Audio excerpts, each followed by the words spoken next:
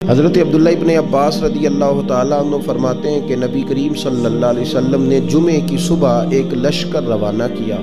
اس لشکر کے اندر حضرت عبداللہ بن رواحہ رضی اللہ تعالیٰ عنہ کو بھی بھیجا حضور نے۔ باقی تمام لوگ تو چلے گئے صحابہ کرام، لیکن حضرت عبداللہ بن رواحہ رضی اللہ تعالیٰ عنہ نے یہ سوچا کہ یار جمعہ ہے، اور جو جمعہ حضور کے پیچھے ہے اس کا ذائقہ تو دنیا میں کہیں بھی نہیں ہے نا، تو میں وہ جمعہ پہلے حضور کے پیچھے پڑھ لوں، پھر میں چلا جاؤں گا اور میں وقت پہ پہنچ جاؤں گا، ان سے مل لوں گا جا کے۔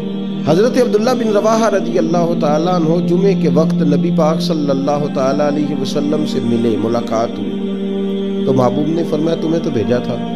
عرض کی یا رسول اللہ صلی اللہ علیہ وسلم میں نے سوچا کہ جمعہ آپ کے پیچھے پڑھ لوں پھر چلا جاؤں گا۔ تو محبوب علیہ السلام فرمانے لگے اگر تم میری بات مان کے صبح چلے جاتے تو تمہیں اللہ ساری زمین خیرات کرنے سے زیادہ اجر عطا کرتا۔